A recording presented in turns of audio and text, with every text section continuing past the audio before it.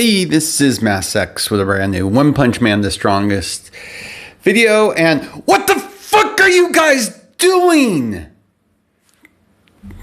Alright, back to the video. I was going to do an account overview on my account like I promised, but, well, you know, we live in a world with the brightest and best running this game, so let's talk about a few things today. Well, we got the club contest is being upgraded. Woohoo! Whatever. Let's see what happens. Yeah. You know, wait and see. Let's see if they fuck this up. But what we really want to talk about is the version update notice. So, let's talk about it. New feature, Mastery Cultivation. Added a character upgrading system where you can enhance a character's stats, including specialized attack and specialized defense. We're going to probably do a separate video on that, but yes, that's actually nice. Mastery Trial. You can obtain materials for Mastery Cultivation, and the Mastery Trial requirement is level 42. Okay, cool stuff. Optimizations with club contests, blah, blah, blah, blah. Our next pass is going to be Awaken Boros, which isn't bad at all. It's fine. And they've gone ahead and went ahead and dropped without telling anybody till like literally hours before. So we can't do a hint or anything. SSR plus Deep Sea King Extreme is coming as our next character. I wouldn't have called that in a million freaking years, except for the fact of that I've already talked about. We are screaming, underlying everything they've done, that URs are coming. So this is not a fucking shock. So let's talk about Deep Sea King Extreme, and then, we'll see where I'm feeling at that point. I may just say fuck it and turn the video off. So thanks to the good people at One Punch Man the Strongest tips, because right now I am in no mood to cut up my own video breakdown of this character. We're going to go ahead and take a look at it. I'm already familiar with this character anyway. Yeah. Should you be pulling for this guy? Well, I can tell you from the get-go, if you don't want to listen to me rant, rave, and bitch and moan, if you're free to play, you definitely don't want to, especially now that things appear to be going in the way they are. But let's go ahead and take a look at the character, okay? He's a high DPS, as well as AoE, DOT specialized corrode, which is a new mechanic, by the way. Enemy follow-up lock, breakthrough combo follow-up. He's a grappler. Yes, we needed more grapplers, but definitely going to give some people breathing room moving back to another monster versus a hero. Let's talk about that basic attack. Deals 100% attack to a single target, 50% chance to inflict specialized corrode. What is specialized corrode, you may ask? Well, DOT by 100% attack. After any character acts, transfers the effect to a random target, disappears after transferring one time. So his basic is okay. Nice for his kit, but just okay. But the ultimate we need to talk about. Attacks a single target with 5 consecutive strikes, dealing damage by 1050% attack. Can trigger breakthrough, cancels normal and specialized unyielding state. Only once per round, though. Has a 75% chance of inflicting specialized corrode on the main target and its surrounding characters. DOT by 100% attack. After any character acts, transfers the effect to a random target. Disappears after transferring 3 times in the ultimate. Obtains specialized protection of 450% attack. Removes damage, stackable, and extra HP effects. Accumulated damage removed will not be more than 15 times of its original HP. This is what makes the character fun and good. It's the ultimate. As you can see, it has a lot of parts to it, but the specialized corrode is pretty cool. It's kind of fun to play with. Plus the specialized protection. You put those two together and you have actually a fairly good character here that is interesting to play. His passive, when enemies suffer DOT, deals extra damage to all enemies by 60% DOT damage. Only one effect of the same type works throughout the whole battle, just as an FYI. But yeah, solid character. Now, his Awaken passive. Causes enemies with specialized corrode to be adhesion, unable to launch follow-up. Yeah, this is kind of cool, okay? So this is your first character that can shut down follow-up. Kind of cool, kind of fun. Again, put some mechanics into the game to mix things up. And consecutive follow-up. Lasts for 2 rounds. After any ally acts, has a 60% chance of inflicting combo follow-up to a random enemy. Deep Sea King and an ally in the same column will launch ultimate follow-up once per round. So yeah, so you basically, if you can get adhesion to work, then you turn around and give them 2 fingers because you're smacking them back with the same thing. Fun stuff with this character. So the Ultra Ultimate. What does it change? Well, the damage attack goes to 1,300% versus 1,050%, which is a nice increase. Your proc chance goes from 75% to 90%. Very good. Your specialized protection goes up to 600%.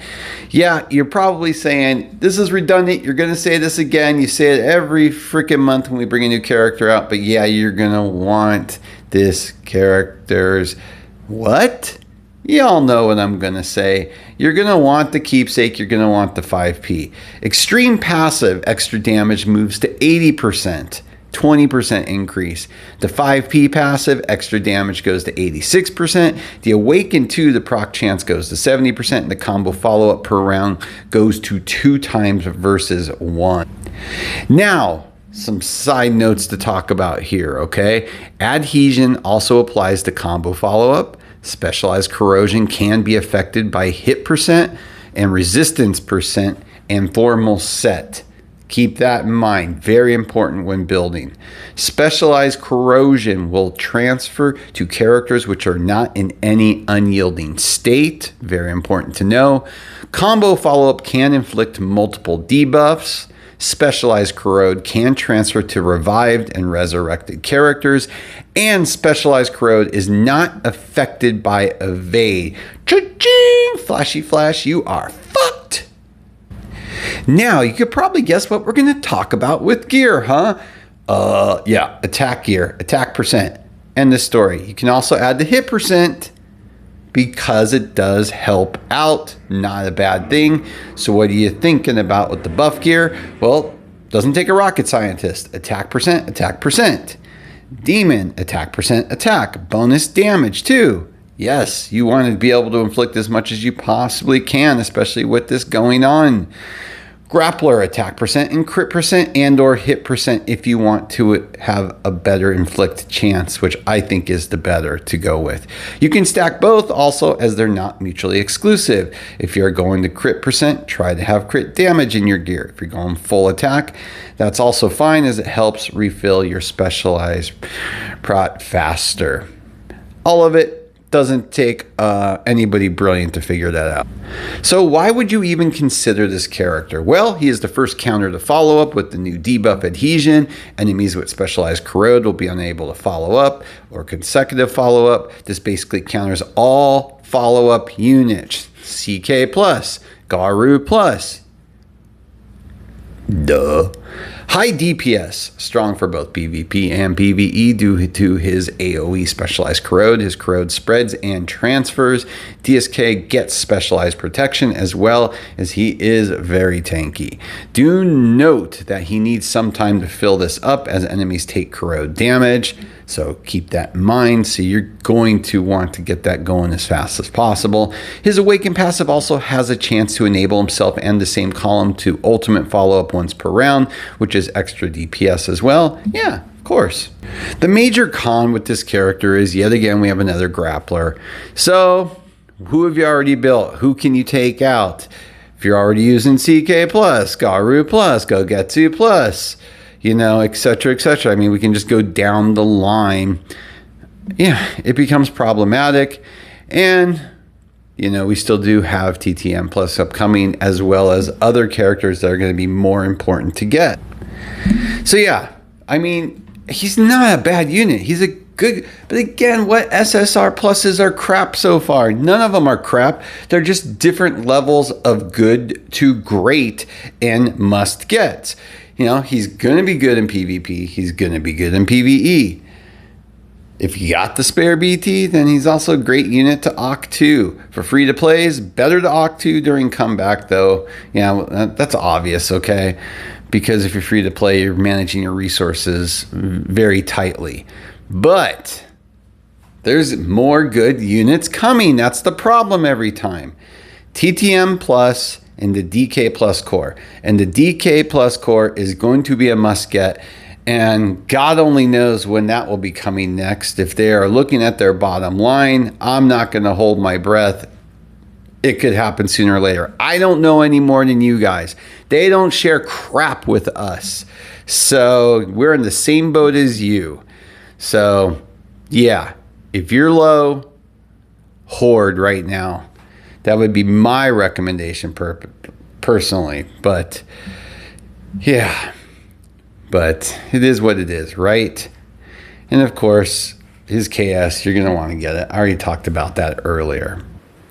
So if you really want to talk about longevity in a character before we go, we can look to the servers that are much far ahead of us that have URs.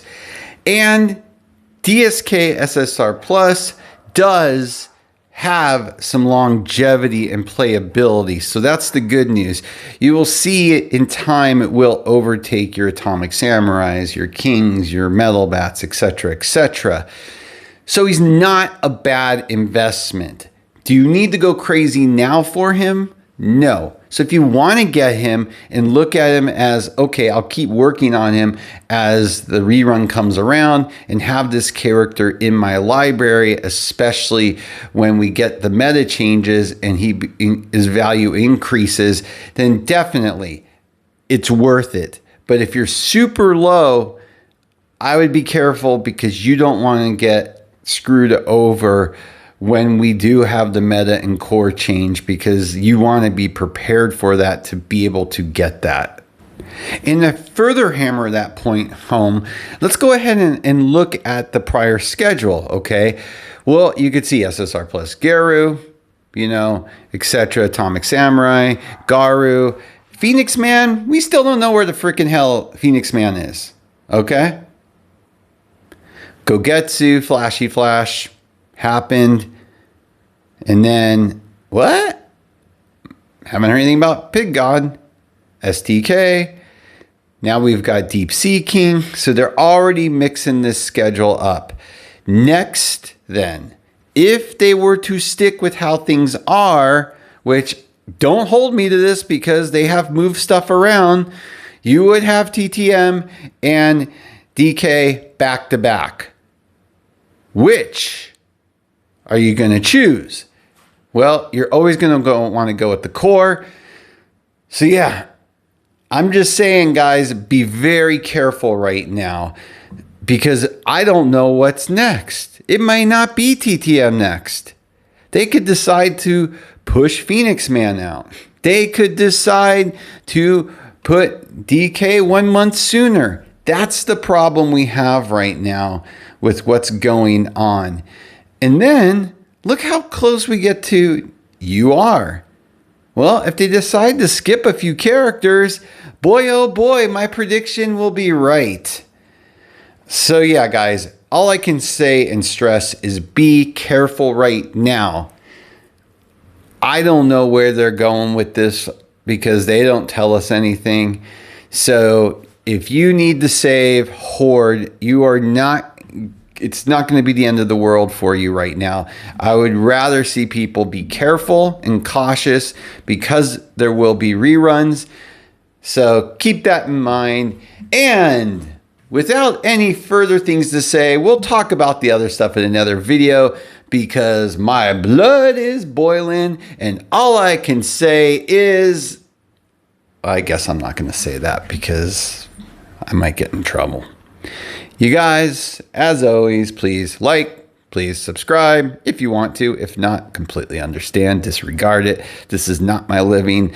I am freaking hell taking a break over the summer. That's why you're not seeing as many videos from me. I just do this shit when I feel like it. With that, have a great day.